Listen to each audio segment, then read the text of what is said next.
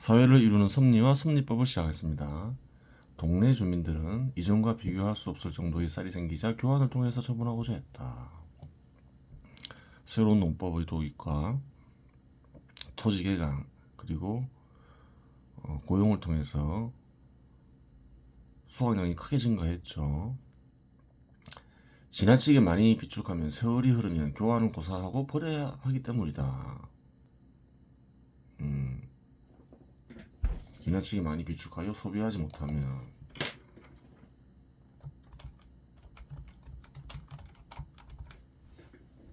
그렇죠. 통상 쌀은 1년 정도 보관이 가능한데 1년 뒤에는 또 수확하기 때문에 쌓이고 쌓이면 결국 버려야 한다. 그렇죠. 동네 주민들은 우선 힘든 일을 고용이나 질 좋은 작업 도구를 통해서 해결하려 했다. 빨리 처분해야 되니까. 또한 그래도 남는 쌀이 있으면 즐길 수 있는 대상이 있으면 쌀과 즐길 수 있는 대상을 교환하려 했다. 사람들은 많이 즐기려 하죠. 여행도 다니고. 그래요. 그러면 이제 남는 쌀들을 소비하는 방식에 대해 몇 가지 살펴보도록 하자. 더 이야기를 통해서 풀어봐야 되겠죠. 가난한 농부의 자식이 있었다. 그 청년이 있었다 이거죠. 청년이 또 무언가를 제공한다 이 말이죠. 부모와 형제가 있었고 한 사람이 농사를 지을 수도 있고 두 사람이 농사를 지으면 편하게 일할 수 있을 정도의 토지를 지니고 있었는데 쌀 수확량은 좋아야 200kg이 채 되지 못하였다. 부모 형제가 있는데 네 가족이죠. 200kg이 되지 못하면 가난한 거죠.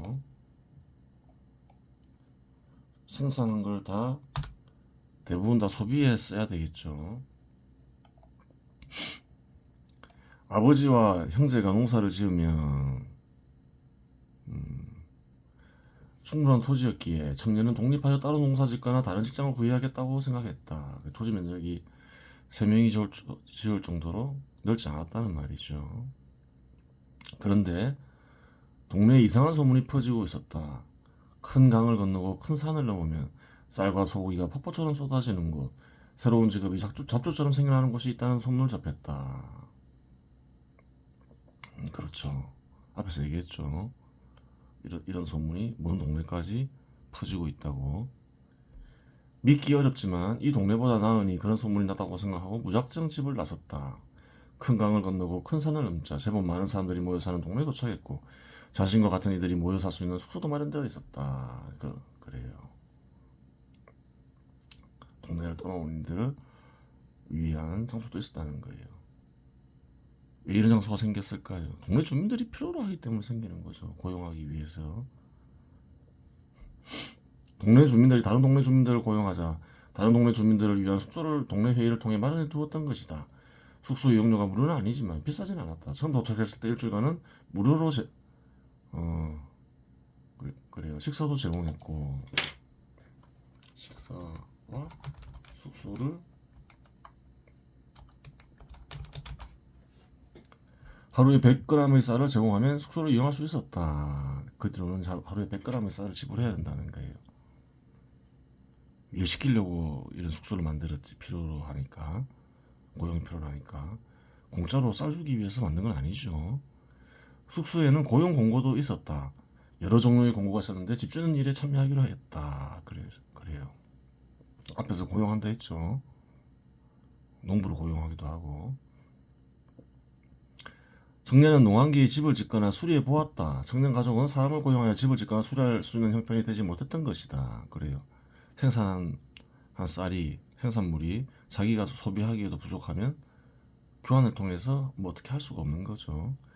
집 짓는 일은 힘들여 땀도 파야 하고 무거운 자재도 들어야 하는 고된 일이었다.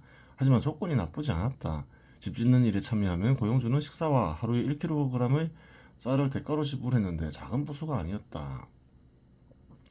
숙소비를 빼더라도 한 달에 20일을 일하면 그래요. 14kg을 얻을 수 있었고 한 달 20일 일하면 20kg 얻죠. 거기에다가 숙소비 200g이니까 30일이니까 6kg 되겠죠. 그래. 숙소비에는 뭐 음식비도 포함되겠죠. 1년에 168kg의 쌀을 얻을 수 있었다. 그렇죠. 곱하기 10을 하면 되죠.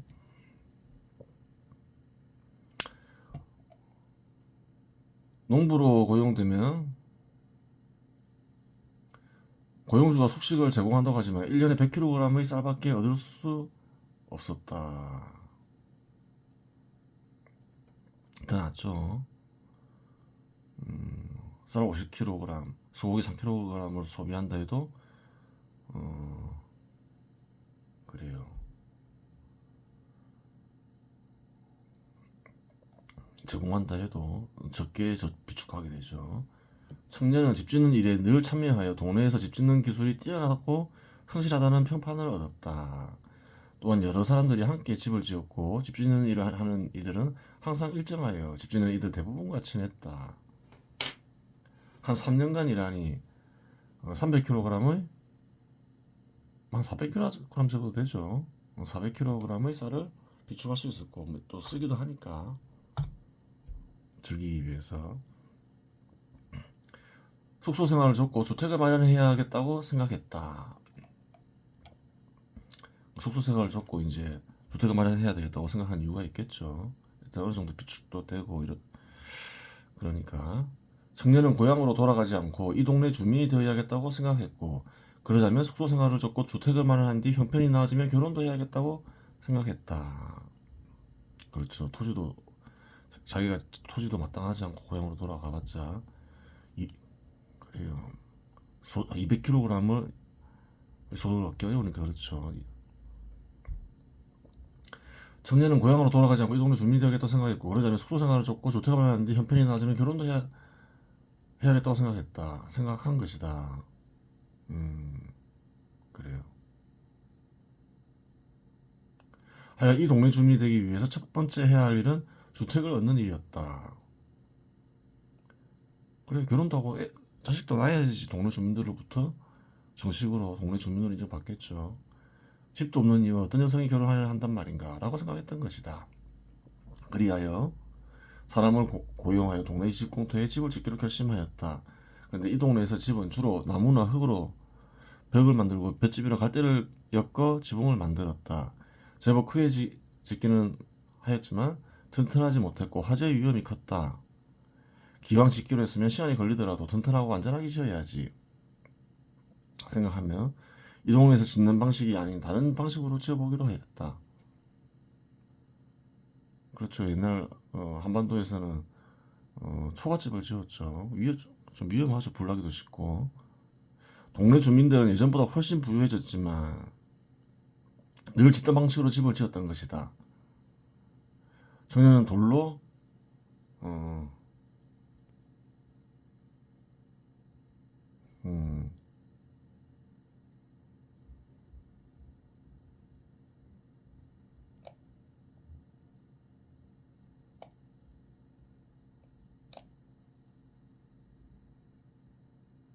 여기 넣는 게 낫겠죠. 청년은 돌을 자재로 이용하기로 하는데 이 동네에서 돌의 가공은 어렵지 않았다. 철로 만들어진 건축도구가 있었기 때문이다. 그리하여 틈틈이 사람을 고용하여 바위를 나르고 가공하여 마침내 조그만 석조주택을 완성했고 마침내 숙소 생활에서 벗어났다. 그래요.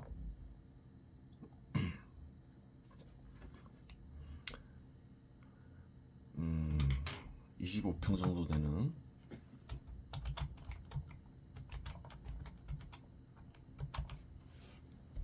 금융업자가 지나가다 석조주택을 보더니 석조주택의 장점을 단번에 알아챘다. 금융업자에도 고민이 있겠죠. 금융업자는 많은 쌀을 비축하고 있어 보안과 화재 위험에 늘 신경을 쓰고 있었던 것이다. 금융업자는 청년을 찾아가 창고와 영업정으로 쓸 100평 정도 되는 석조 건물을 지어달라고 했다.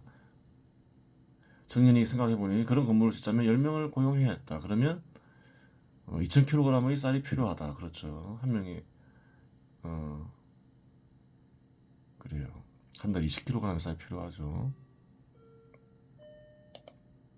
시민 여러분 안녕하십니까? 관리사무소에서 또한 소각 끓은 수레가 필요하다. 소각 끓은 수레를 빌리자면 한 달에 50kg 쌀이 필요했다. 그래요. 100평의 석조 건물을 짓는데 6개월이 걸리는데 100kg 2,300kg 쌀이 인건비로 2,300kg이 필요하다. 잘못 계산했죠. 200kg이 6개월이니까 그렇죠. 음,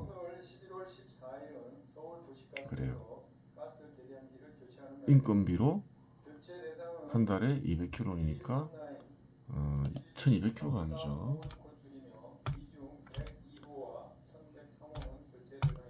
쌀이 비용으로 필요한데 예기치 못한 비용이 발생하면 그래요. 2,000kg의 쌀이 필요할 수도 있었다. 이렇게 말하면 되겠죠. 계산하기 편하게. 건설을 짓다 보면 잘못 지어서 바꿀 수도 있고 또 뭐 낭비가 발생할 수 있는 거예요. 그걸 딱 정확히 맞출 수가 없는 거예요. 그래서 예기치 못한 비용이 항상 발생하죠. 또 뭔가요? 다칠 수도 있는 거죠. 다치면 또 보살펴 줘야 되겠죠. 일하다 다치셨으니까. 그러니까 2,000kg의 쌀이 필요할 수 있는 거예요. 생각보다 많은 자재가 필요할 수 있고 공사 중 다치는 사람이 생길 수 있기 때문이다. 그리고 자신의 수입도 필요하니 2,400kg의 쌀을 금융업자에게 요구했다. 그렇죠.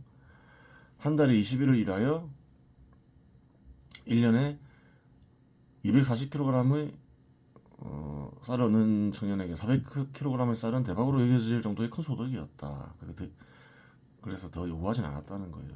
이것도 너무 크게 요구하는 게 아닌가 이렇게 생각했겠죠. 6개월에 400kg을 버니까. 근데 또 이제 추가 비용이 발생하지 않으면 더 많이 벌겠죠. 금융업자는 요구를 수락하였고 공사는 착수되어 6개월 만에 완성되었다.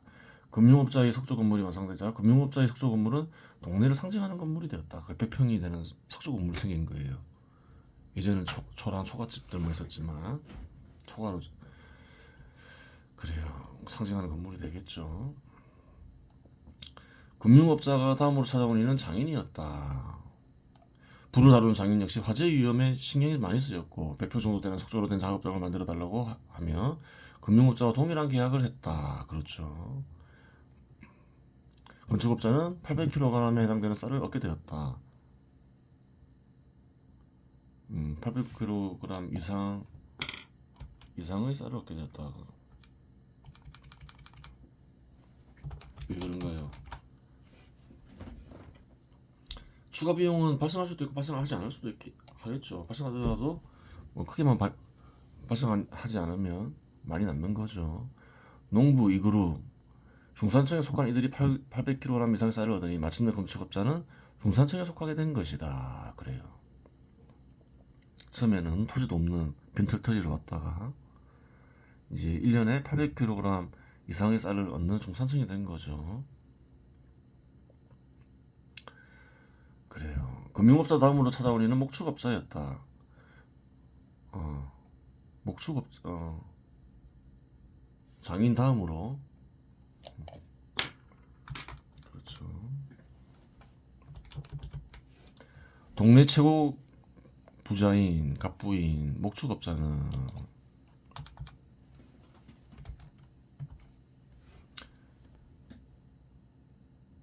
쌀 버는 일도 중요하지만 가족도 생명도 소중하지라고 생각했던 것이다. 목축업자도 석조 건물이 안전하다 보고 건설업자처럼 집을 지어야 석조 집을 지어야 되겠다고 생각한 거죠.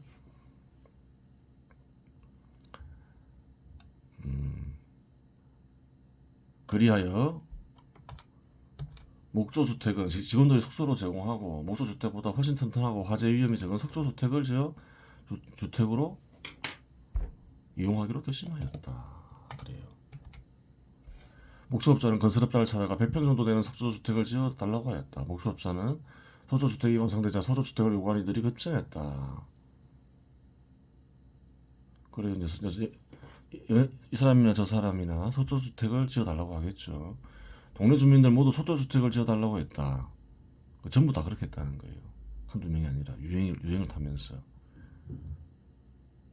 한국인도 보면 유행 잘 타죠. 핸드폰 사용하기 시작하면 다 핸드폰 사용하고, 스마트폰 사용하면 다 스마트폰 사용하잖아요.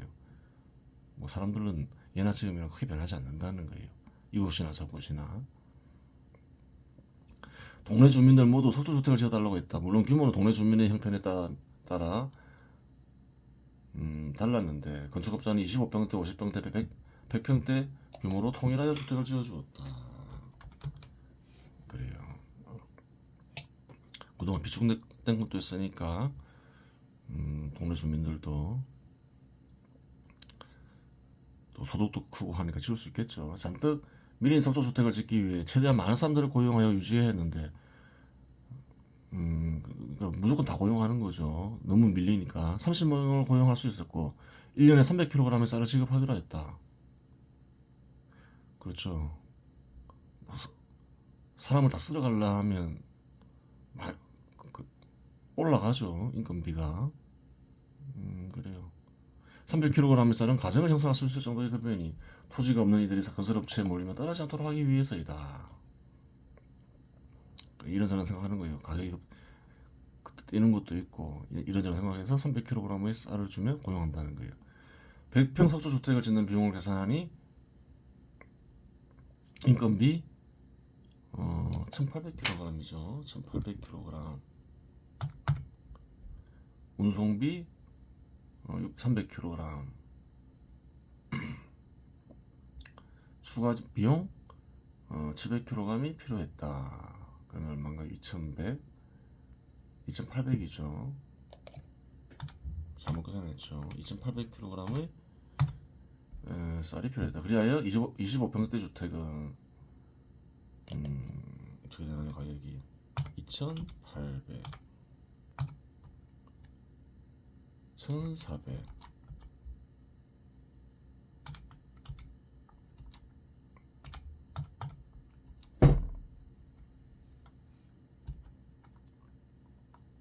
이렇게 되죠. 700kg. 50평대 주택은 1400kg 쌀과 교환했고 100평대 주택은 2800kg의 쌀과 교환했다. 그래요. 2800, 400을 더해야 되죠. 3200이 되는 거죠.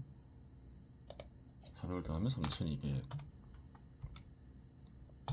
그 다음에 1600, 800.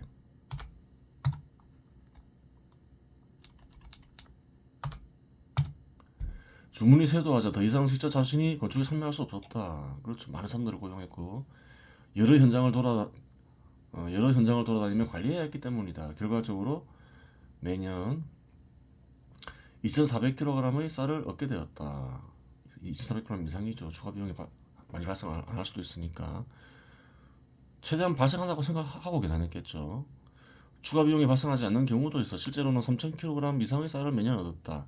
이 소득은 상류층인 농부 1그룹 소득인 쌀 1,278kg의 배에 해당되는 양으로 마침내 건축업자는 이 동네 최상류층에 속하게 되었다.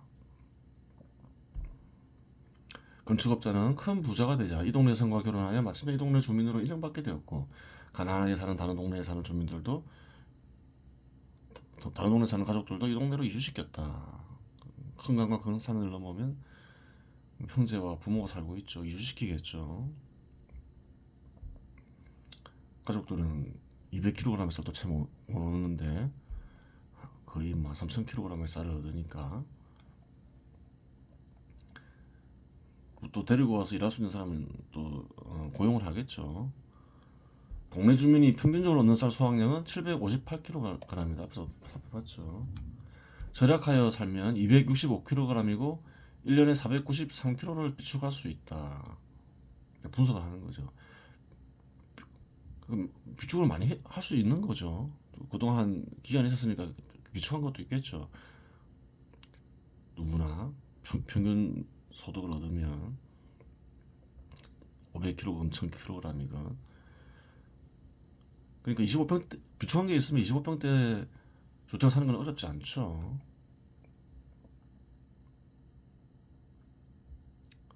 50평대도 살 수 있고 그래요. 비축한 쌀이 없을 경우 50평대 주택을 쌀을 대여해 사야 하는데 이자를 고려하지 않아도 3.4년이 걸리고 1700kg 나누기 그렇죠. 493kg 해보면 되죠. 이자를 고려하면 5년 가까이 걸린다. 이자를 20%로 가정했으니까 그 정도 걸려요. 또한 농부 3그룹에 속한 주민이 평균적으로 얻는 쌀 수확량은 468kg입니다.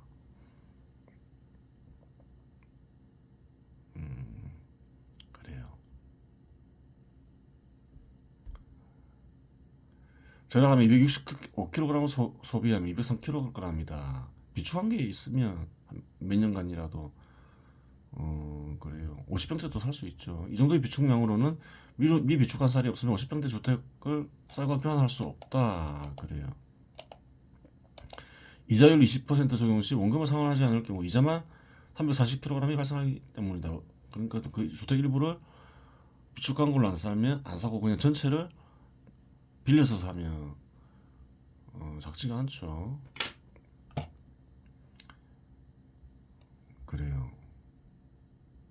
50평대는 얼마인가요? 1600이죠. 320kg이죠.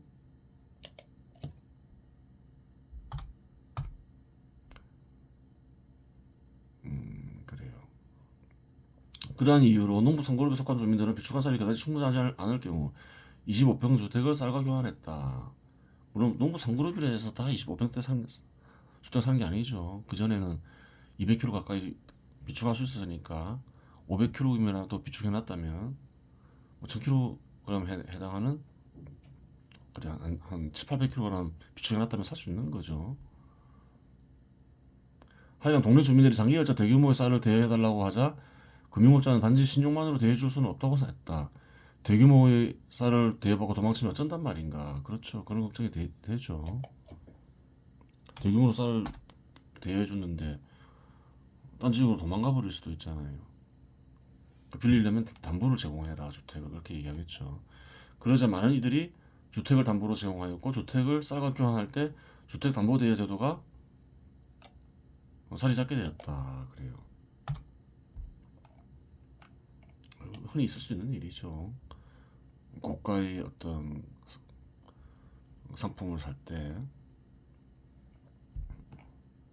그래요. 그다음 보겠습니다. 새로운 농법을 성공하고 토지 개간이 성공하여 쌀 수확량이 대폭 증가하자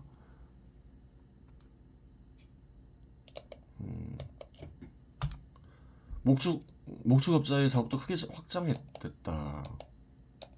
그렇겠죠. 그럴 수 있는 거 한번 보겠습니다. 일단 인구수가 늘었죠. 인구수도 늘고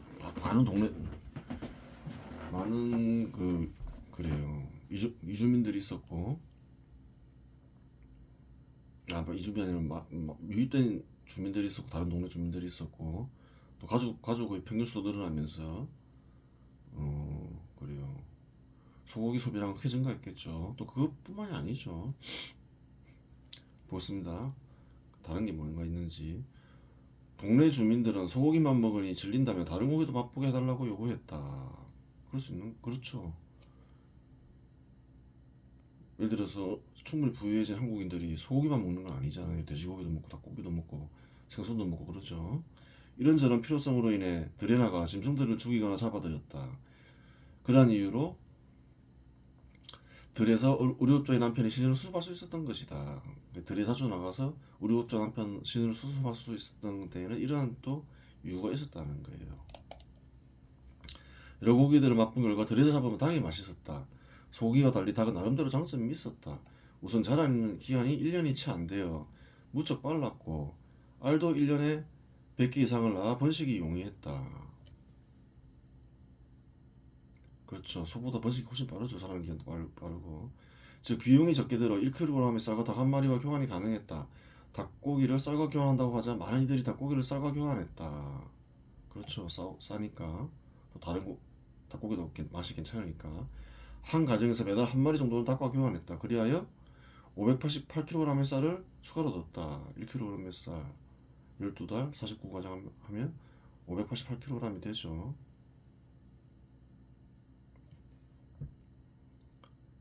그래요.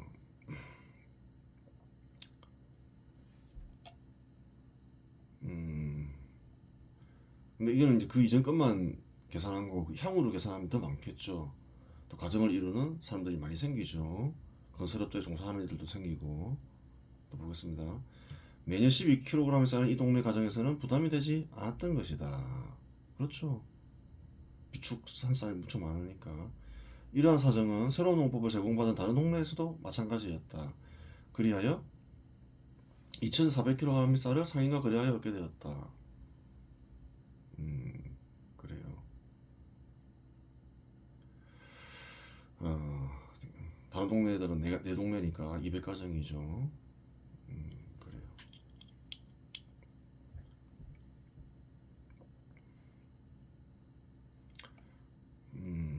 상인이 1kg 쌀이 2kg라면 2kg면 팔겠죠. 또 나오겠죠. 목축업자는 운송업자를 겸하였다. 그래요. 앞에서 얘기했죠. 개로 하여금 수레를 끌게 하여 운송을 하기도 하였지만 나중에는 힘이 좋은 소를 이용하기도 하였다. 그래서 건설업자에게 수레를 끄는 소를 빌려주기도 한다 했죠. 30명이니까 소 3개 뭐 이상을 빌려주겠죠. 또한 운송에 적합한 짐승을 찾았다. 그런데 제법 덩치가 크고 속도가 빠른 짐승이 있지 않은가. 그 짐승은 물론 말이었다. 목적자는 계속 연구한다 했죠. 먹을 것과 운송에 이용할 것을. 말이 새끼들을 잡아 길들이니 충분히 운송이 가능하다는 사실을 알았다. 망아지죠. 또한 수레를 타지 않고 망아지를 잡아 키우니 망아지를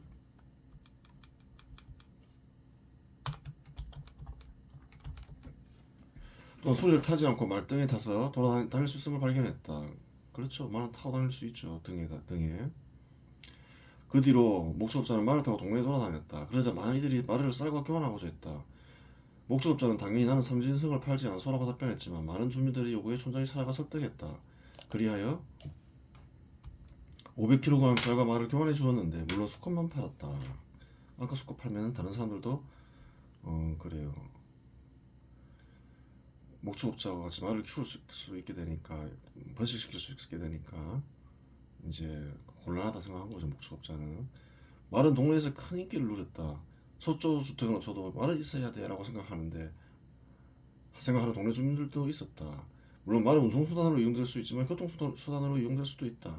동네 주민들은 쌀 수확량이 크게 늘어 다른 동네에 여행을 다니며 여유를 즐기고자 했고 말과 같은 교통수단이 필요했다. 그렇죠. 그리하여 동네 주민들은 말을 쌀과 교환하기 시작하였다. 매년 이 동네에서 8마리 정도가 쌀과 교환되었고 다른 동네들 다 합쳐 16마리 정도가 교환되었다. 그리하여 12,000kg의 쌀을 추가로 얻게 되었다. 사업이 크게 확장됨으로써 직원 수도 15명으로 늘었고 이전과 비교할 수 없는 쌀을 얻게 된 목축자는 직원들이 급여를 올려주었다. 젊은이를 직원으로 고용했는데 직원이 나이가 들어 어느 정도 비축한 쌀이 생김에 따라 독립하려 했다. 100kg의 쌀로는 안 되니까 1년에 100kg의 쌀로는 가정을 꾸리기 어렵기 때문에 부모처럼 농부로 복귀하려 했던 농부로 복귀하려 했기 때문이다. 그 농부의 자녀들을 주로 고용했다는 거죠. 근데 100kg의 쌀로는 가정을 이룰 수 없고 어느 정도 비축하고 오게 되면 토지를 개간해서 농토를 얻으려 하겠죠. 아니면 농토 살 수도 있고 직원을 고용하더라도 제대로 일하려면 1년 이상의 시간이 소요되고 만일 직원이 간두게 되면 짐승을 기르는 거 훈련시키는 일에 관한 정보가 새어나가면 관두게 돼요.